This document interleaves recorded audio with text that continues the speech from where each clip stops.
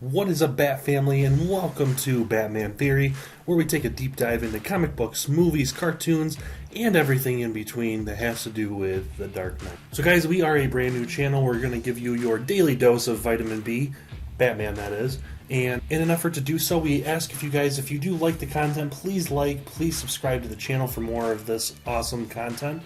And as soon as we get to 1,000 subscribers, we are going to be giving away this really cool backlit Batman sign that can be customized to the winner. All you have to do is comment on a video and subscribe to us, and you automatically enter. As soon as we get to 1,000, we'll announce a winner. Now on to the video. In today's episode of Batman Theory, I want to talk to you guys about the history of Batman's grapple gun. The grapple gun has always been part of Batman's utility belt when I grew up. I honestly was really surprised to see that prior to Tim Burton's Batman movie in 1989, it didn't really even exist in the way that we know of it today.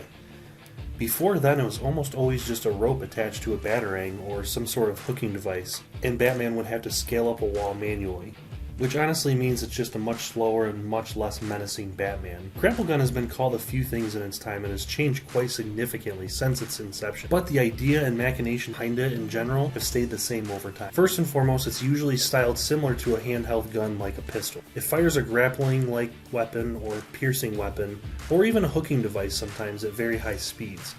It either pierces the material he shoots at or it hooks on a ledge of some sort. Now, Batman and his entire Bat family use this. It's probably his most used other than the Batarang. It might even be used more than the Batarang now. It's the most used item in the Batman utility belt. I personally like the style for a grapple gun that pierces the material that Batman shoots, because honestly it seems a little bit more realistic and less contrived, that he isn't a perfect shot every time. I like a Batman that gets flawed occasionally and isn't perfect every single time. And hitting a ledge perfectly always seems a little bit plot armory to me. So I like sometimes that he's going to miss a shot, but the beauty of the grapple gun is its versatility, is that he can shoot a piece of material and it will just pierce right through it. It's been shown over the years that the grapple gun can pierce depending on the type of attachment, but generally if it's a pointed attachment, which is probably the most popular one Batman uses, it can pierce wood, concrete, metal, or anything in between. So he can pretty much shoot it at any building and shouldn't have a problem adhering to it. So depending on the depiction of the gun, its test line can hold anywhere from 350 pounds to 2,500 pounds. But we've honestly seen it do much more than that, even though it doesn't ever really say it can. Take for instance when Batman in Batman the Animated Series uses it to fire at a telephone pole. He then uses it on the other end of it to attach to a runaway truck, stopping the truck almost instantly. The sheer force of this would certainly surpass 2,500 pounds. There's also different types of attachments that can go onto the gun. First and foremost is the bat claw. It's the most popular attachment Batman can put on there. Bat claw is essentially a non-lethal way of snagging an enemy vertically or laterally. Can also attach onto certain pipes or other small dwellings. There's also specific bat claws that fire horizontally, such as the Bat Lion launcher, which allows Batman to perch above enemies, which we'll cover further in Arkham videos. So there you have it, guys. There's a quick history of Batman's famous grapple gun.